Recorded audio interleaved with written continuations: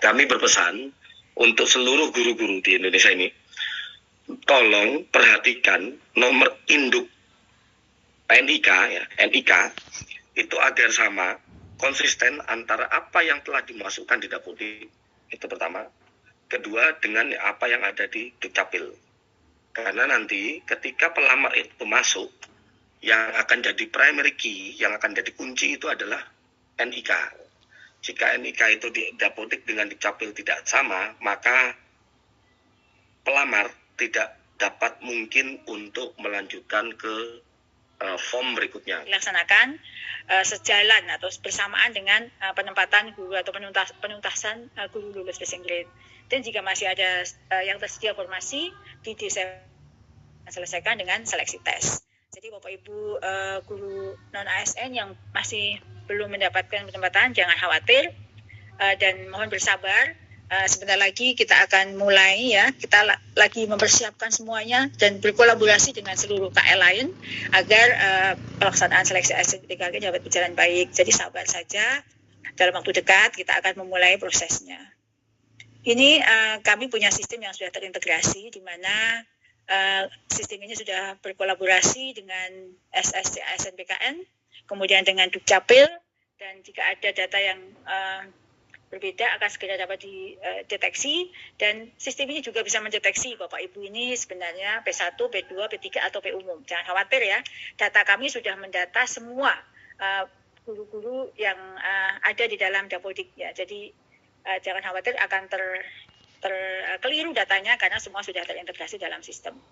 Nah, Bapak Ibu yang saya hormati, kebijakan terkait dengan seleksi ASN 3K guru tahun 2022 ini mengacu pada Permen PAN RB yang sudah terbit untuk pelaksanaan seleksi guru tahun 2022.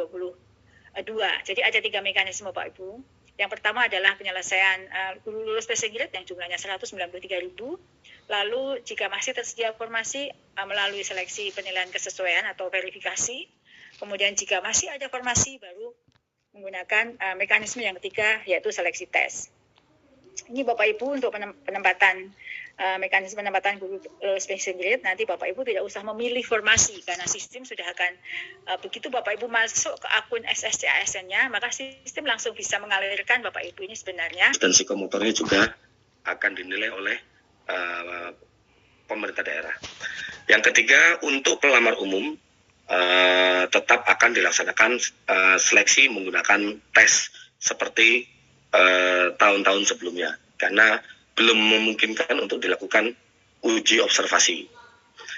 Selanjutnya, kami berpesan untuk seluruh guru-guru di Indonesia ini, tolong perhatikan nomor induk NIK ya, NIK itu agar sama, konsisten antara apa yang telah dimasukkan di Dapodik, itu pertama. Kedua, dengan apa yang ada di Dukcapil. Karena nanti ketika pelamar itu masuk, yang akan jadi primary key, yang akan jadi kunci itu adalah NIK. Jika NIK itu di Dapodik dengan Dukcapil tidak sama, maka pelamar tidak dapat mungkin untuk melanjutkan ke form berikutnya, ke sesi berikutnya. Ini kami berpesan betul pada seluruh calon pelamar. Perhatikan NIK yang ada di Dapodik dan yang ada di Dukcapil. Itu satu. Yang kedua, minta tolong untuk diverifikasi kembali pemberkasan kualifikasi ijazah S1-nya melalui link di aplikasi Info GTK. Sudah, dengan adanya kode-kode NIK yang sudah sinkron tersebut, nanti sistem secara otomatis akan membedakan individu mana yang masuk ke P1, individu mana yang masuk ke P2 sebagai K2, individu mana yang masuk ke P3, ini yang bisa dilakukan dengan mekanisme observasi, penilaian observasi, lalu individu mana yang akan masuk ke pelamar umum. Ini yang individu-individu yang belum mencapai 3 tahun di Dapodik, atau individu baru yang telah memiliki sertifikat pendidik melalui jalur PPG Percepatan. Selanjutnya, untuk mekanisme yang pertama, ini tadi sudah dijelaskan juga oleh Ibu PLT Dirjen. Kita akan mengutamakan sesama guru P1 ini, sesama yang sudah lulus passing grade, akan kita lihat dulu mana yang K2. Ini berdasarkan Permenpan RB nomor 20 tahun 2022. Prioritas pertama, kita tempatkan dulu K2. Jika masih ada formasi, maka guru-guru yang lulus passing grade yang sebagai honor negeri pada saat pelamaran tahun 2021 ya. Pada saat pelamaran tahun 2021, satu. Lalu jika masih ada kuota, kita lihat lulusan PPG. Jika masih ada kuota di daerah, maka untuk honorer swasta. Ini kita akan selalu dorong ke pemerintah daerah agar formasi yang diajukan di tahun 2022 ini harapannya harus lebih besar dari jumlah P1 atau jumlah guru yang telah lulus passing grade.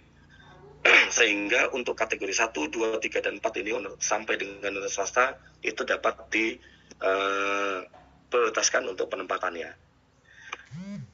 Selanjutnya, jadi untuk P1 ketika dia sudah mendaftar di aplikasi STSCASN ini nanti, dia akan langsung diumumkan Anda akan ditempatkan di mana. Penempatannya akan di mana. Setelah itu P1, individu P1 bisa melanjutkan proses berikutnya, pemberkasan dan persiapan untuk bertugas di sekolah penempatan. Jadi begitu dia daftar, langsung Anda adalah peserta P1 dan akan ditempatkan di mana. P1 itu adalah yang lulus passing grade ya. Nah, namun tadi merujuk dari Ibu PLT Dirjen juga mengumpulkan bahwa ada beberapa mata pelajaran yang sudah jenuh di daerah. Itu jadi intinya ada beberapa mata pelajaran itu sudah penuh ada di daerah, jadi tidak mungkin bisa ditempatkan kembali. Nah, untuk hal-hal yang semacam itu, apabila ada P1, pelamar P1 yang belum dapat ditempatkan, dia dapat mengikuti pola observasi. Ini yang tadi dicontohkan juga di pembukaan tadi. Contoh misalnya ada individu P1, dia waktu itu memiliki latar belakang kualifikasi IPA. Padahal saat ini dia sedang mengajar di SD. Nah, ketika IPA itu ternyata sudah penuh di daerahnya dan tidak memungkinkan ini karena tahun 2022 ini tidak akan ada individu yang saling menggeser. Jadi ketika ada honorer yang sudah menempati suatu sekolah negeri, itu tidak akan kita geser walaupun dengan individu-individu yang walaupun telah memiliki nilai yang lebih tinggi. Jadi sekolah induk itu akan mendapatkan prioritas, gitu kan. Nah, karena mungkin IPA, ini contoh aja ya, karena mungkin IPA di suatu daerah itu penuh, maka dia bisa melamar sebagai guru SD karena memang dia selama ini sebetulnya mengajar di SD. Nah, tapi dia tetap harus mengikuti pola observasi, pola penilaian kesesuaian untuk P2 atau P3 misalnya. Jadi dia mengikuti observasi P2, P3 sebagai guru SD. Karena dia kemarin kan lulusnya sebagai guru IPA. Nah, karena daripada dia menunggu sebagai guru IPA, menunggu ketersediaan, mungkin ada yang pensiun entah tahun 2024 atau 2025 misalnya, jika dia ingin